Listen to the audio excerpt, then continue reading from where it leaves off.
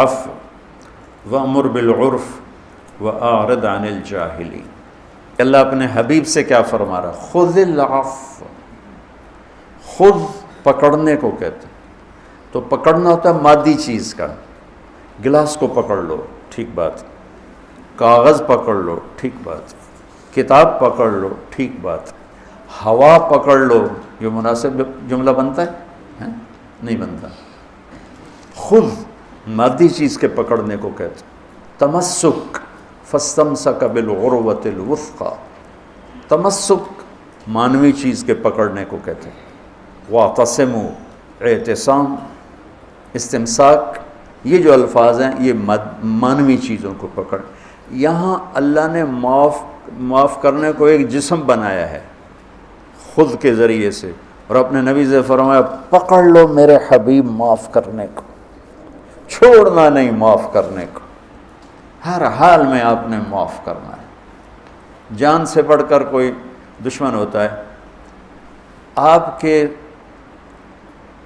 درخت کے نیچے آرام کرتے ہوئے بدو نے تلوار آپ ہی کی اٹھائی اور آپ کے پسلی میں ماری، ایسے جہاں چب ہوئی، آپ یوں ہو کے اٹھ کے بیٹھ گئے تو آگے تلوار سیدھی کر دی، یہ اس کا نام تھا غورث، بدو تھا غورث۔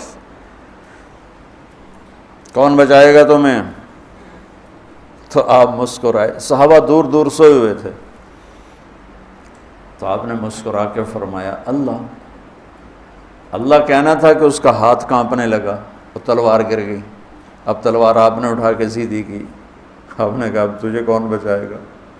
کہنے لگا میں نے تو ہی بچاؤنا ہے، اس کو تو اوپر والے کا پتہ نہیں، تو کہتا ہے مجھے تو ہی بچائے گا، کون خیر آخذ۔ تو آپ نے فرمایا کلمہ پڑھتے ہو؟ کہتا ہے نہیں، کہا جاؤ معاف کیا۔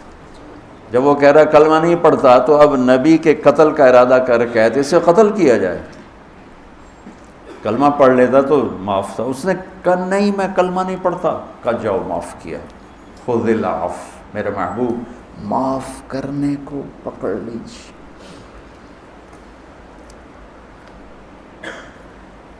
دین کے کام کے لیے بلکہ ہر آدمی کے لیے اچھے اخلاق ایک لباس کی طرح ہے۔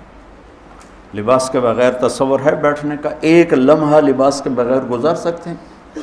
میں 15-20 منٹ کے بعد پانی کا گھونٹ پیتا ہوں، 15-20 منٹ میرے گزر جاتے ہیں۔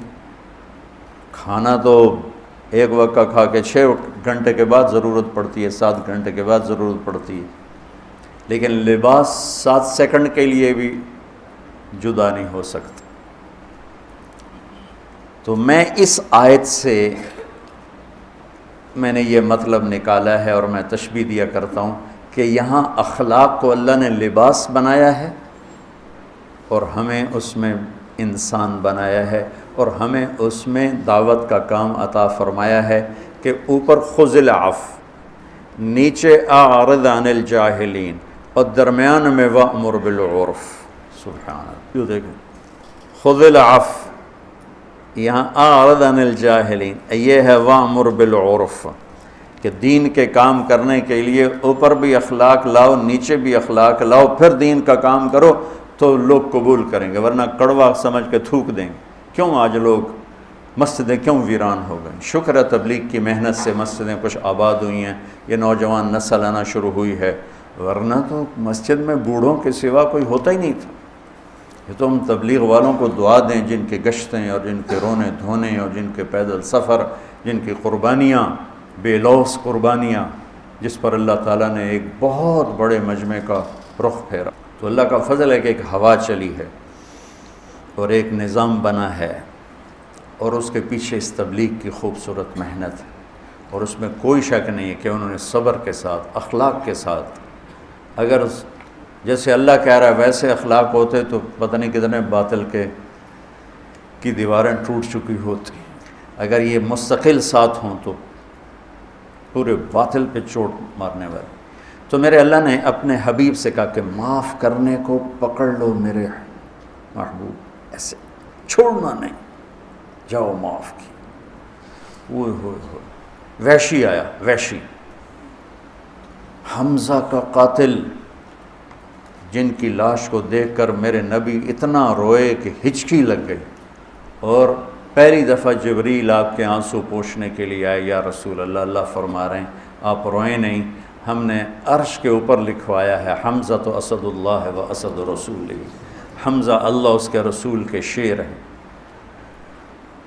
آتے کہنے لگا میں آپ سے پناہ کا طلبگار ہوں، پوچھنا چاہتا ہوں۔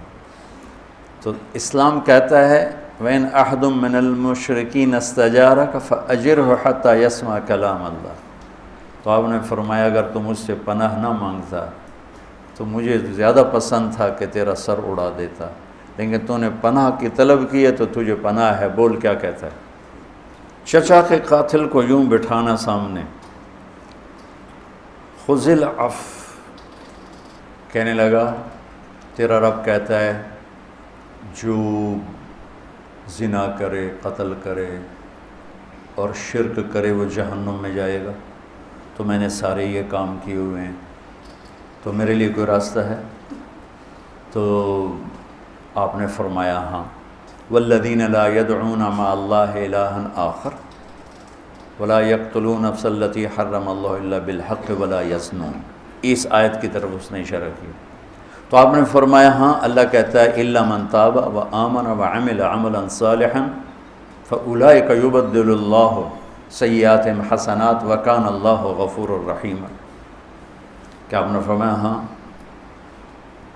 کہ جو توبہ کر لے، ایمان لائے، عمل کرے، اللہ اس کے گناہوں کو نیکیوں میں بدل دیتا ہے، اور اللہ بڑا مہربان ہے۔ اس کی بات تو بعد میں بتاؤں گا، لیکن یہ ایک اللہ کی طرف سے رحمت کتنی بڑی ہے کہ ایک آدمی زندگی بھر گناہ کرتا ہے پھر وہ توبہ کرتا ہے، جب وہ توبہ پہ پکا ہو جاتا ہے اللہ تعالیٰ پچھلے گناہوں کو مٹا کے اتنی نیکیاں لکھ دیتا۔ تو وہ کہنے لگا آپ نے مجھے امن تو دیا ہے نا، امن تو دیا ہے نا، یعنی مجھے کچھ کہو گے تو نہیں، لیکن مصیبت یہ ہے کہ یہ شرطیں بڑی سخت ہیں، توبہ بھی کروں، ایمان بھی لاؤں، عمل بھی کروں، یہ میرے بس کا نہیں، کوئی اور بتاؤ، کوئی اور بتاؤ۔ تو سبحان اللہ، آپ نے کہا ہاں، اللہ کہتا ہے ان اللہ لا یغفر ان یشرک بہ ویغفر ما دون ذلک لمن یشاء، اللہ شرک معاف نہیں کرے گا، باقی جسے چاہے معاف کرے۔ کہنے لگا تم نے مجھے امن دیا ہے نا، تم نے امن دیا ہے نا، مجھے کچھ کہو گے تو نہیں، تو لیکن یہ بتاؤ اگر اس نے، وہ کہتا ہے جس کو چاہوں معاف کروں، اگر مجھے معاف نہ کیا تو میرے کلمہ پڑھنے کا کیا فائدہ؟ یہ چچا کے قاتل کے ساتھ بحث ہو رہی، وہاں کہ اڑا دو اس کی گردن، جس نے کلیجہ کاٹ کے رکھ دیا حمزہ کا، کہا وہ مجھے معاف نہ کرے تو پھر میرے کلمہ پڑھنے کا کیا فائدہ؟ خذ العفو بتا رہا ہوں، خذ العفو۔ آپ نے کہا ہاں، میرا اللہ کہتا ہے یا عبادی الذین اسرفوا علی انفسہم لا تقنطوا من رحمت اللہ ان اللہ یغفر الذنوب جميعا انہ هو الغفور الرحیم۔ اے میرے نافرمان بندو، گھبرانا نہیں، توبہ کرو، سارے معاف کروں گا۔ کہنے لگا اما ھذا فنعم، یہ ہوئی نا بات۔ تو پھر اس نے کلمہ پڑھا۔ اتنے نخرے چچا کے قاتل سے اٹھائے۔ ہمیں کوئی اوئے کر دے تو ہم زندگی بھر اس سے بولنا چھوڑ دیتے، وہ تو میں نے اوئے کیوں کی، تو میں نے اینج کیوں ویکھے۔ اتنا تکبر اندر اترا ہوا ہے، اور عجب اتنا اندر میں اترا ہوا ہے۔ دین کا عجب ہے تو اپنے سوا سب کو کافر سمجھ رہے ہیں، اور اپنے آپ کو جنت کا ٹھیکیدار سمجھ رہے ہیں، باقی سب جہنم میں جائیں گے، بس ہم ہی جنت ہیں۔ ارے بھائیو، جس نے کلمہ پڑھا ہے انشاءاللہ کلمے پہ موت آئے گی، جنت میں جائے گا، چاہے سیدھا چلا جائے، چاہے دو ہوتے جاوے گا دو چار کھلے پولے کھا کے پہنچ جاوے گا انشاءاللہ۔ لیکن یہ ایسی نفرت، یہ وہ اہل حق ہی نہیں ہیں جو صرف اختلاف رائے پر نفرت کا شکار ہو جائے، ان کو اہل حق کہلانے کا حق ہی نہیں۔ انبیاء کا مزاج ہے جو جتنا دین سے دور ہے اتنی اس سے محبت کرو، اتنا اس کو قریب کرو، شاید توبہ کر کے جہنم سے بچ جائے۔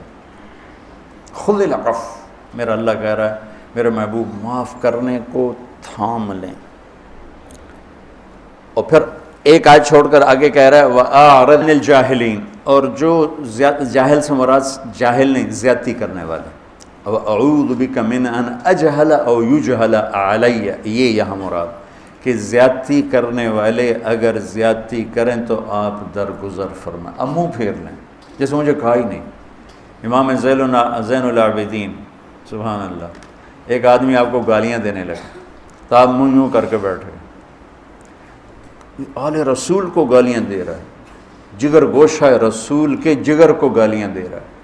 تو جگر گوشہ وہ مطلب وہ ابھی تو صرف ایک واسطہ آگے بڑھا ہے، 2 واسطے آگے بڑھے ہیں، تو آپ کی شان میں گستاخی کر کے گالیاں دے رہا ہو، آپ یوں کر کے بیٹھ گئے. وہ یہ سمجھا کہ انہوں پتہ ہی کوئی نہیں میں نادے نال گل کر رہا ہوں. تو سامنے آ کر کہنے لگا ایاک اعنی، تینوں گالی کر رہے ہیں. آپ نے فرمایا وعنک اغضی، میں بھی تمہیں ہی معاف کر رہا ہوں. تو ایک دم پاؤں پکڑ کے چومنے لگا کہ اہل البیت کے ایسے ہی اخلاق ہوتے، آل رسول کے یہی اخلاق ہوتے. ایک آدمی نے آ کر کہا حضرت فلاں آدمی آپ کے بارے میں یہ کہہ رہا تھا، یہ کہہ رہا تھا، یہ کہہ رہا تھا. آپ نے فرمایا اگر وہ سچ کہہ رہا ہے تو اللہ مجھے معاف کرے، اور اگر وہ جھوٹ کہہ رہا ہے تو اللہ اسے معاف کرے. سبحان اللہ، سبحان اللہ. بچوں پڑھو سیرت، پڑھو اپنے نبی کی زندگی، صحابہ کی زندگی، اہل البیت کی زندگی، اللہ کے نیک بندوں کی زندگی، اولیاء کرام کی سیرت پڑھو کہ کس طرح انڈیا کی سرزمین پر جن کا نام گونجا، خواجہ معین الدین اجمیری چشتی رحمۃ اللہ سید، تو وہ اہل علم ہوتے تھے، پھر اہل تصوف ہوتے تھے، پھر ان کے اخلاق کی گونج لوگوں کے دلوں کو خرید لیتی تھی. خشک مزاج اور خشک کلام تو سکی روٹی طرح کھا سکتے ہو. سکی روٹی، پراٹھا بھی پیا ہوا ہے، سکی روٹی کھاؤ تو بیمار بھی آکھے گا پراٹھا ہی کھاواں. ایک آدمی میٹھے بول مجھ سے بولتا ہے، لوگ اس کی زیادہ سنیں. ایک کی زبان پہ گالی کے سوا ہے ہی کچھ نہیں، کون سنے گا؟ ہم لوگوں کو ہماری نئی نسل دین سے متنفر ہو گئی. تو میرا اللہ کہہ رہا ہے خذ العفو، معاف کرنے کو میرے نبی یوں پکڑیے. وَأْمُرْ بِالْعُرْفِ، درگزر کیجیے اور بھلائی کی بات کیجیے. عرف معروف، معروف کہتے ہیں اس چیز کو جس کا اچھا ہونا سب کو معلوم ہو. تبلیغ کے کام کے لیے یہ بہت خوبصورت آیت ہے کہ تبلیغ کے لیے عالم ہونا ضروری نہیں، ہاں علم کی مسند پر بیٹھنے کے لیے عالم ہونا ضروری ہے، شریعت کا مسئلہ سمجھانے کے لیے عالم ہونا ضروری ہے، حلال و حرام کی پہچان کروانے کے لیے عالم ہونا ضروری. معروف نیکی کو نہیں کہتے، نیکی مجازن نام ہے. معروف وہ چیز جس کا اچھا ہونا سب کے دل و دماغ پر چھایا ہوا ہو. سچ بولو کیونکہ سب کے دل و دماغ میں سچائی کی قیمت ہے. جھوٹ مت بولو، یہ معروفات ہیں. تو پہلے یہ بہت اعتراض ہوتا تھا یہ عالم ہوتے نہیں تبلیغ کرتے ہیں، عالم ہوتے نہیں تبلیغ کرتے ہیں. وہ غلط فہمی کی وجہ سے تھا. تبلیغ میں ان چیزوں کی بات ہوتی ہے جن کا نیک ہونا سب کو پتہ ہے، اس کی بات کوئی بھی کر سکتا ہے. ہم مسائل بتانے ہیں، شریعت بتانی ہے، فقہ کا کوئی مسئلہ بتانا، عالم ہونا ضروری. اس کے لیے ہم کسی عالم سے رجوع کریں کیونکہ وہ عالم ہی اس سیٹ پر بیٹھ کر وہ بات بتا سکتے. تو میرے نبی نے، میرے اللہ نے یوں کر کے کر دیا. اوپر خذ العفو، میرے محبوب درگزر کو یوں پکڑیے، اور پھر اب بھلائی کی بات کیجیے، اور کوئی مانے یا نہ مانے اور جہالت پہ اترے تو آپ درگزر کیجیے. سبحان اللہ. زندگی خوبصورت بنانے کا طریقہ اور ہے، اور ضروریات زندگی کو خوبصورت بنانے کا طریقہ اور ہے. ضروریات زندگی خوبصورت بنتی ہیں پیسے سے، اور زندگی خوبصورت بنتی ہے میرے رب کی بتائی ہوئی ترتیب زندگی سے، اور میرے محبوب پاک صلی اللہ علیہ وسلم کی سمجھائی ہوئی ترتیب زندگی سے زندگی میں حسن آتا ہے. اور یہ آیت اسی میں سے ہے. اگر زندگی کو آپ حسین دیکھنا چاہتے ہو، معاف کرنے کو پکڑ لو، زیادتی کرنے والے سے درگزر کرو، اور بھلائی کی صدا لگاتے رہو. مجھے اگر جبت ہیں جماعت کی آستینوں میں، مجھے ہے حکم اذان لا الہ الا اللہ.